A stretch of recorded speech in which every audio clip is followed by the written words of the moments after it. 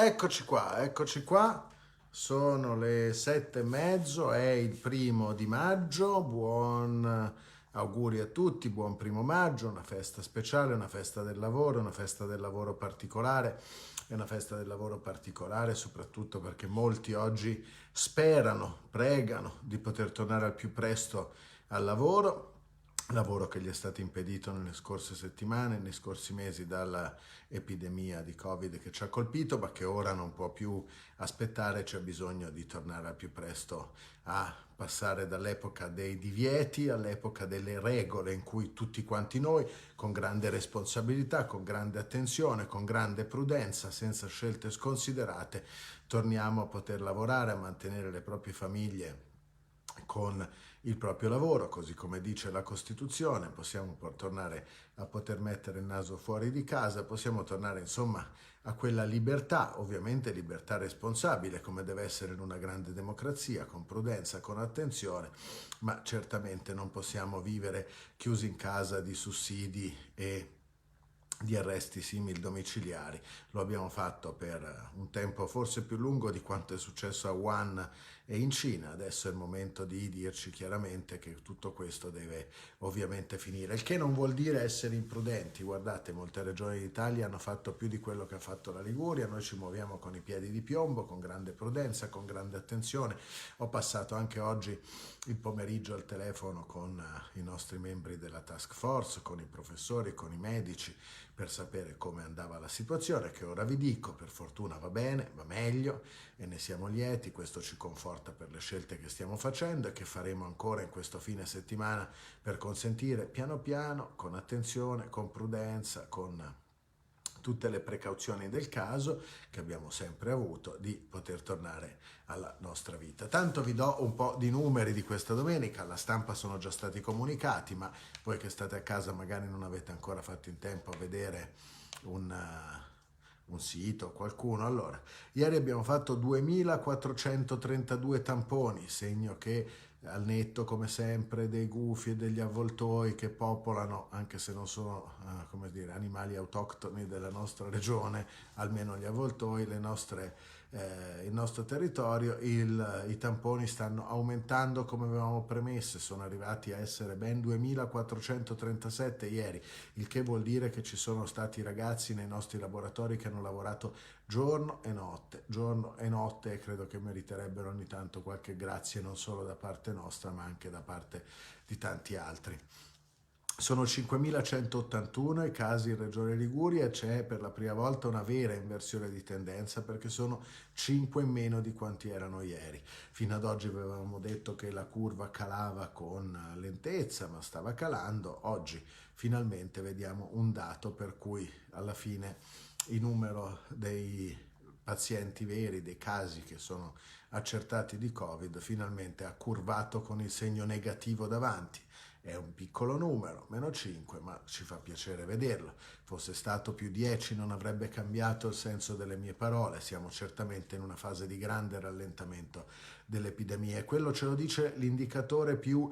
chiaro di tutti. Guardate, al di là delle polemiche, anche qui l'uso strumentale e politico dei numeri, prenderne alcuni ed utilizzarlo per dire chi è più bravo, chi è meno bravo, è una cosa francamente assurda, ridicola. Si può fare col tifo, si può fare col calcio, si può fare talvolta anche nella politica, ci mancherebbe altro, il confronto è sempre democrazia, ma utilizzare il numero dei decessi, i numeri degli ospedalizzati, i numeri di persone che soffrono per fare gli avvoltoi e fare politica è una cosa che io non tollererò mai, e quando sarà finita questa crisi tanti sassolini dalle scarpe ci toglieremo con tante persone che hanno, le tante che hanno remato a favore, che hanno veramente speso loro stessi, il loro rischio per farci uscire da questa situazione, ma anche i tanti che sono stati con le braccia conserte a gufare che le cose andassero tanto peggio, perché sarebbero andate un pochino meglio per le loro poltrone. Questo io non lo dimenticherò mai.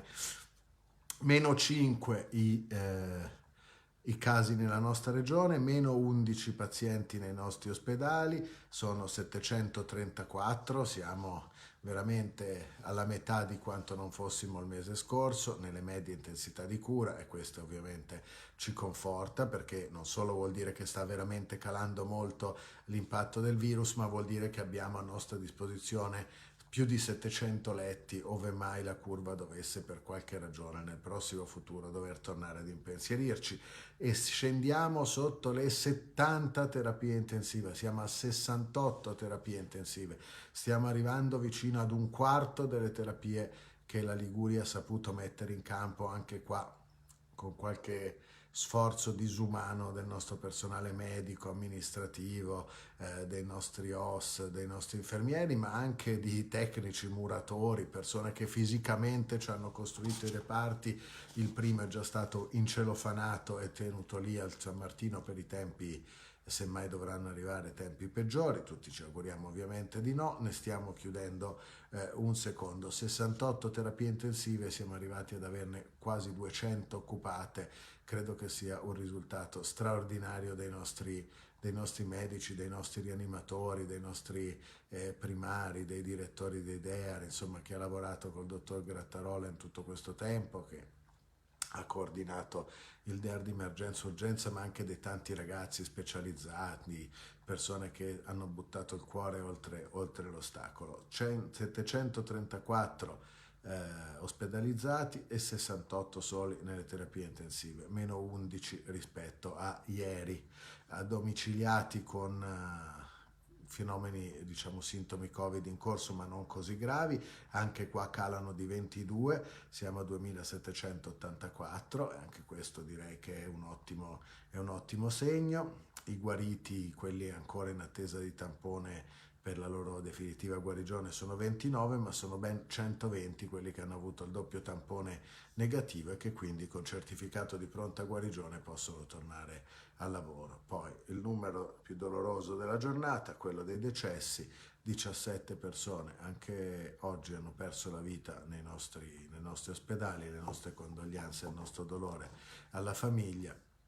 Quello è un numero che speriamo al più presto tutti quanti di vedere arrivare a zero, perché quello sarà la vera vittoria di tutti noi, vedere il numero zero accanto ai decessi Covid. Allora, questi sono i numeri di oggi, sono numeri ampiamente confortanti, sono numeri che ci rafforzano nell'idea che il sistema di prevenzione sta funzionando, che il sistema dei nostri ospedali sta curando egregiamente i nostri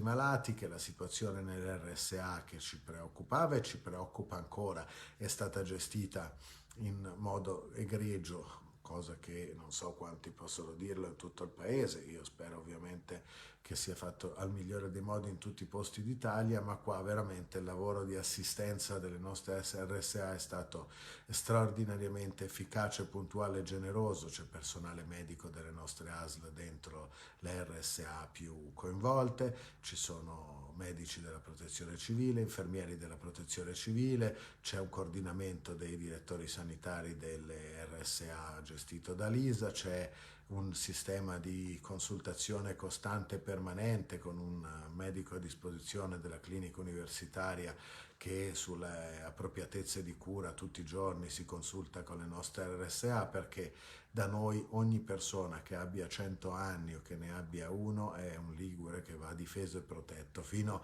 all'ultimo sforzo possibile perché abbia le migliori terapie in assoluto. Allora, questa mattina siamo stati al Ponte Morandi di nuovo, all'ex Ponte Morandi, evidentemente al ponte per Genova, poi come sapete dovremmo scegliere anche un suo nome definitivo. Io ho votato l'altra sera per chiamarlo San Giorgio, come il santo protettore, la bandiera della nostra città. San Giovanni e San Giorgio sono i due santi di Genova. San Giorgio è quello che ci rappresenta con la bandiera, con la croce di San Giorgio, però c'è chi lo vuole chiamare ponte per Genova, mi piacerebbe, ponte Liguria sarebbe bellissimo, c'è il paese intero che dice che è un simbolo per tutti e quindi chiamarlo Ponte Italia, vabbè, vedremo poi con il sindaco Bucci, con tutti voi, sceglierà in quale metodo scegliere il nome per il ponte. Siamo andati oggi lì, è venuta la Presidentessa del Senato, Elisabetta Casellati, che da sempre è un'amica di Genova, è venuta per rendere omaggio alla seconda carica dello Stato a quei lavoratori che anche oggi erano lì in cantiere a lavorare nonostante il 1° maggio, e gliene siamo grati perché sono stati lì a Natale, sono stati lì a Capodanno, sono stati lì durante l'emergenza Covid, quando tanti si volevano fermare, quando tanti hanno fatto pressione perché noi bloccassimo quel cantiere, come il cantiere del Bisagno, come il cantiere del Porto di Santa Margherita, come i cantieri contro il dissesto, come i cantieri della provincia di Savona per rimettere a posto le cose distrutte dalle alluvioni e dalle frane nell'autunno scorso, e noi abbiamo tenacemente resistito dicendo che si poteva lavorare in sicurezza anche con il Covid, e i fatti ci hanno dato ragione. I fatti ci hanno dato ragione perché dentro quel cantiere del Ponte Morandi, dove ogni giorno girano più di 1000 persone tra appaltatori, subappaltatori, trasportatori, tecnici, ingegneri, bene, in quel cantiere c'è stato solamente una persona che si è infettata di Covid, un autotrasportatore che è stato immediatamente isolato, curato, sta bene. Facciamo gli auguri anche a lui, che è un lavoratore del Ponte Morandi in questo 1° maggio, e credo che sia la dimostrazione che si può con attenzione, con scrupolo, con rigore, con prudenza lavorare anche in tempi di Covid. Come sapete, nei giorni scorsi abbiamo preso alcune ordinanze che hanno consentito un po' più di libertà nel nostro territorio, siamo stati i primi a farlo in questa regione. Per prima abbiamo autorizzato i nostri amici balneari a poter andare in spiaggia, a cominciare a preparare la stagione estiva con i lavori di restauro. Per primi abbiamo autorizzato un po' di piccola edilizia a poter ricominciare a fare qualche lavoretto nelle case. Poi abbiamo autorizzato i cantieri della nautica, che sono una grande eccellenza, a consegnare le barche ai loro clienti, almeno quelle che erano in via di essere finite, perché voleva dire non incassare soldi e non avere soldi per pagare i propri dipendenti. E la nautica è un'eccellenza assoluta del nostro paese, ospitata qua in Liguria per lo più, e siamo stati i primi in assoluto a dirgli ok ragazzi, proviamoci e torniamo in campo, giochiamoci la partita. Poi abbiamo aggiunto un altro poco di cose che secondo noi non fanno nessuna, nessun problema per l'epidemia: gli sport in solitudine, andare a correre in un parco anche se è a più di 200 metri da casa, andare proprio a cavallo in un maneggio, andare in bicicletta, certo non attraversare ovviamente la Liguria in bicicletta, ma insomma potersi allontanare quel che basta per fare una pedalata da casa propria nel proprio comune. Abbiamo autorizzato i giardinieri, insomma piano piano stiamo cercando di tornare alla vita. Ora lunedì il decreto nuovo del governo prevede che riaprano un sacco di cose, un sacco di fabbriche, soprattutto manifattura, diciamo così, e servizi, quindi molte persone torneranno a lavorare, e sono sicuro che lo faranno con grande attenzione, perché ci sono protocolli di legge che prevedono tutte le norme di profilassi che ci sono, che servono per lavorare. Noi nel fine settimana limeremo ancora le nostre ordinanze, perché che ne dica il governo sono assolutamente legittime, i dati ci confortano che siamo sulla strada giusta, ne abbiamo parlato a lungo col ministro degli affari regionali, e d'altra parte qua poi c'è sempre qualcuno, lo ripeto, che specula, che dice imprudenti, non bisognava farlo. Poi in realtà, se andiamo a vedere,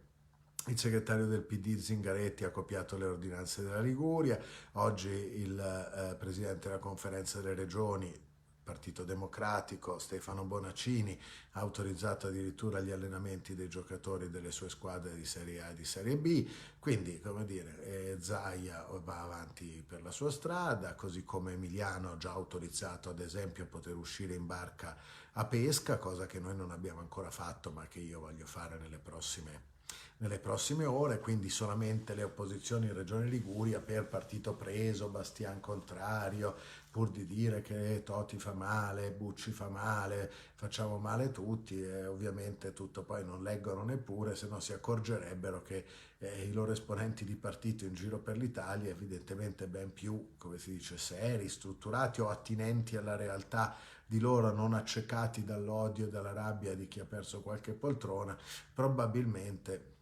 se leggessero un poco di ordinanze in giro si renderebbero conto che il fronte delle regioni è molto compatto, molto serio, molto determinato a dire una cosa molto semplice al governo, che dobbiamo decidere tutti insieme che i diritti dei liguri li conosciamo bene, li vogliamo tutelare e vogliamo che ogni regione possa marciare nella stessa direzione del governo con scelte tutti insieme, ma con le priorità che servono a ciascuna regione, che una dall'altra sono molto diverse tra loro. Allora io vorrei ovviamente dare il prima possibile. Ora guardate, nel fine settimana noi autorizzeremo sicuramente, ma questo non ci vedo grandi problemi, ma per la verità poi abbiamo litigato con il governo, sembra chissà su che cosa. Poi l'altro giorno il ministro degli affari regionali Francesco Boccia ha dichiarato in conferenza delle regioni che il 95% delle ordinanze prese da tutte le regioni d'Italia sono legittime e coerenti con il decreto del Presidente del Consiglio emanato la settimana scorsa. Non solo, volete sapere qual è la cosa per cui il governo ci dice che la nostra ordinanza ultima non è coerente? Tutto il resto è coerente con l'impianto legislativo che c'è, e quindi pregherei, come dire, di ritenerla assolutamente tale. È la toilettatura per cani. Il governo contesta il fatto che la toilettatura per cani non sia coerente col quadro normativo nazionale. Ora, io ho già detto che ovviamente terrò aperte le toilette per cani, non mi vorrei vedere, ma lo sanno anche benissimo al governo, insomma, e nessuno scadrà nel ridicolo di un contenzioso alla Corte Costituzionale per la spazzolatura e il lavaggio di amici cani e gli amici gatti. Voglio augurarmi, ma sono certo che è così, avendo parlato l'intera giornata di ieri con il governo su tutto. Adesso ci sono alcune cose che sono altrettanto ragionevoli e vorrei fare. Anch'io vorrei consentire di poter andare in barca, almeno in un numero limitato di persone. Vorremmo consentire, ad esempio, ed è un'esigenza che ci chiedono tutti, quei piccoli comuni che non hanno un supermercato, un discount nei loro confini, e i cittadini sono costretti a comprare magari in piccoli negozi dove non trovano tutto quello che gli serve o hanno prezzi diversi, di poter lasciare il comune per andare a fare ovviamente acquisti dove ci sono discount e cose più convenienti per le loro tasche, almeno per le spese grandi. Poi, come sempre, se uno vuole una cosa particolare o una piccola spesa, la farà nel negozio di vicinato, di prossimità sotto casa, ma se devi fare una grande spesa di detersivi, delle cose normali, e tutti quanti tendono ad andare ovviamente dove c'è un po' di grande distribuzione, si può fare un po' di acquisti più convenienti, soprattutto perché evidentemente i soldi di questo periodo sono davvero pochi. Poi consentiremo di spostarci in macchina per andare a fare sport, se uno ha un parco che tornano aperti nel proprio quartiere o nel proprio comune, vuole andare a correre lì anziché correre sul marciapiede duro sotto casa, mi sembra che si possa francamente fare. Poi qualche altro piccolo aggiustamento. Poi da lunedì 4 si apre un pezzo di mondo. Ovviamente consentiremo anche di poter fare take away, e quindi, muovendosi per lavorare, di andare a ritirare cibo anche in ristoranti che sono fuori dal proprio quartiere, con un po' di attenzione, ma insomma questi sono, diciamo, chiarimenti all'interno dell'ambito che c'è. Ci sono due cose su cui dobbiamo ragionare molto bene noi insieme come regioni, poi con i nostri cittadini, poi con il governo, e sono: se le cose dal 4 andranno bene fino a lunedì 11, pensare di anticipare, perché io non riesco a pensare ovviamente che si possa tenere chiusi parrucchieri, estetisti, tatuatori, massaggiatori, tutto quello che riguarda i servizi alla persona fino ai primi di giugno. È chiaro che andrà anticipato, a me sembra già lontano il 18 di maggio, soprattutto se si applicano le regole serie, si fa in modo rigoroso. Io credo che si possa fare tutto in sicurezza, e lo stesso vale per i ristoranti. Noi siamo una regione dove il tempo è già bello, oggi è un po' freschino per la verità, però appena esce il sole il tempo è veramente già quasi estivo. allora potendo utilizzare, come abbiano già annunciato molti sindaci, il suolo pubblico davanti ai locali, mettere tavoli in giro, poter allargare le distanze, mettere le mascherine ai camerieri e quant'altro, io credo che si possa cominciare anche quello in anticipo rispetto a una data, il 1° giugno, che mi sembra lontanissimo. Sì, i parrucchieri, col punto di domanda, io spero di riuscire a riaprirli entro la metà di maggio, così almeno abbiamo un'idea chiara. È ovvio che bisognerà discuterne con il governo, è ovvio che dovremo vedere l'andamento dell'epidemia, però penso che si debba da un lato entro maggio, la fine di maggio, cominciare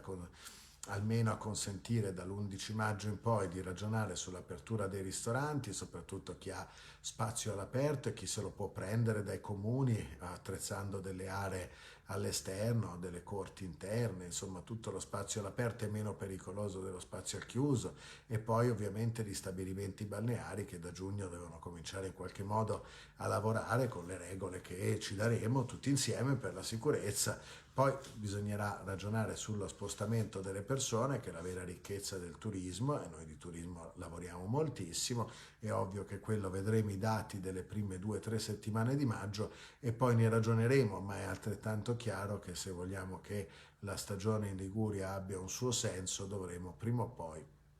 come dire, parlare anche della possibilità di spostarsi come cittadini, perché non possiamo rimanere chiusi in eterno. Questa è la situazione, quindi domani, dopodomani, noi lavoreremo con la nostra protezione civile, con l'ufficio legislativo della regione, lavoreremo con i nostri tecnici, lavoreremo con l'assessore Viale, con l'assessore Giampedrone, con l'assessore Cavo, l'assessore Mai, l'assessore Benveduti, con Gianni Berrino, perché abbiamo fatto una riunione importante sul trasporto pubblico locale. Anche qui purtroppo dal governo non è che sono arrivate tutte queste grandi indicazioni su che cosa fare, perché è ovvio che i mezzi pubblici verranno messi molto alla prova, dovremmo lavorare per organizzare il trasporto pubblico locale in modo sicuro. È chiaro che ci sarà molto lavoro da fare, ci vorrà tempo, ci vorrà prudenza, ci vorrà attenzione, ma insomma questo fine settimana programmiamo la vita per il mese di maggio e io spero che sia una vita che torni veramente a vivere, forte dei dati che ho anche oggi visto e che sono in costante miglioramento, un po' perché ovviamente l'epidemia, grazie alle nostre distanze sociali, sta piegando, un po' perché la risposta ospedaliera in Regione Liguria è stata straordinariamente efficace. Tenete presente che per numero di abitanti noi siamo 1.600.000 persone, abbiamo più sale di rianimazione di chiunque altro in Italia, questo grazie veramente al lavoro che è stato fatto. E poi abbiamo tutti i luoghi di convalescenza, perché noi siamo anche la popolazione più anziana d'Italia, questo va tenuto ovviamente conto nel conteggio ovviamente delle vittime. Si sa che ahimè questa malattia soprattutto si accanisce sui più anziani di noi. Ecco, allora noi abbiamo predisposto un sistema di protezione ospedaliero straordinario, efficace, gigantesco per i numeri della Regione Liguria, così come credo che i cittadini stiano imparando insieme ai datori di lavoro come utilizzare gli strumenti di prevenzione, come utilizzare gli strumenti i dispositivi di protezione individuale. Insomma, è un percorso che dobbiamo fare, però dobbiamo avere il coraggio di farlo. Noi ce l'abbiamo, ce ne assumiamo la responsabilità, lo facciamo in costante contatto con tutti i nostri medici, confortati dai dati che scendono. Ve li ridico in chiusura: oggi ci sono meno 5 casi per la prima volta in Regione Liguria, abbiamo fatto 2.437 tamponi, abbiamo meno 11 persone in ospedale e ormai stanno calando tutti i giorni, quando 10, quando 15, quando 20, ne abbiamo 734, eravamo arrivati a 1.400, la metà. Siamo scesi sotto la soglia dei 70 in terapia intensiva, sono 68. Direi che è un risultato confortante che ci permette domani, dopodomani, di lavorare insieme agli altri presidenti di regione con cui siamo in costante contatto per adeguare tutte le nostre ordinanze al decreto del governo che entra in funzione, entra in vigore il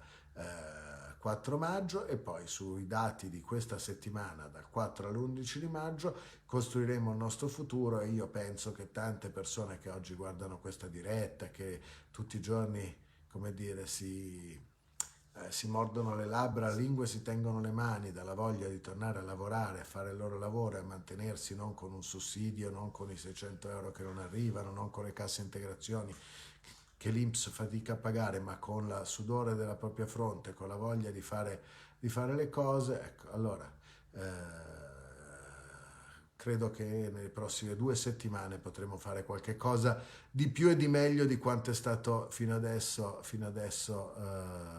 prospettato, compreso per gli amici parrucchieri, ristoratori, baristi e i commercianti tutti in generale, che certamente speriamo non debbano aspettare fino il 18 per poter riaprire, con prudenza, è ovvio, ma mi auguro che sia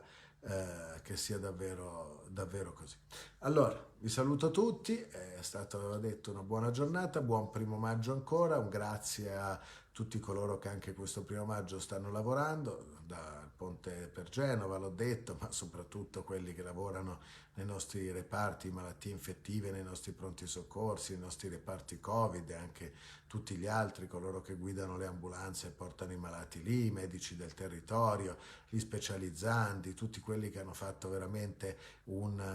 marzo, aprile, maggio come mai ci saremmo aspettati di vivere tutti insieme, che io ringrazierò sempre ad uno per il loro eroismo. 133 nuovi casi sono gli stessi numeri che ho dato io, ci devi mettere dentro i guariti e ci devi mettere dentro i decessi. È il modo con cui aggrega quei dati la Protezione Civile. Sono gli stessi dati, non c'è un ognomo strano che raccoglie dati diversi da quelli che non dia Toti in questa regione, anzi ha l'ISA, la giunta regionale, il sistema di sanità. I dati sono sempre gli stessi, perché vedo qualcuno che dopo 2 mesi e mezzo di spiegazione dirette continua a scrivere. Allora io o ritengo che non ascolti quello che dico, ma allora mi chiedo perché sta su questa pagina Facebook, o ritengo che non capisca quello che dico e allora con grande fatica provo a rispiegarlo tutte le sere in modo diverso. Poi penso che non voglia capire, che venga qua solamente per scrivere delle cose totalmente insensate, e allora io instancabilmente lo ripeto: non ascoltate i gufi, gli avvoltoi e le iene, perché i numeri che si danno sono gli stessi che vi do io al Ministero, all'Istituto Superiore di Sanità, al professor Rezza, al Ministro Speranza, al governo tutto, a Brusaferri, direttore generale dell'Istituto Superiore di Sanità. Arrivano i dati che gli diamo noi, e quindi tu li puoi aggregare come vuoi, noi li aggreghiamo così perché io mi fido dei nostri esperti e mi dicono che è più serio aggregarli così. Ma se tu sommi il numero dei nuovi casi, in questo caso sottrai perché sono meno, al numero dei guariti, al numero dei decessi, avrai alla fine lo stesso numero che io ti do scorporato per varie categorie. Penso che ora si sia capito questo, no? No, non è molto, ma poi vedete il tema dei tamponi, il tema dei nuovi malati, sono tutti dati molto relativi, L'unico dato vero, certo, che è verificabile anche da noi, perché noi abbiamo fatto 2437 tamponi, bene, abbiamo oggi che abbiamo 5 casi in meno di quanto ne avevamo ieri, bene anche questo, però in realtà non sappiamo quanti siano ovviamente poi la situazione reale, perché su 1.600.000 persone i casi sono tanti e sono diversi.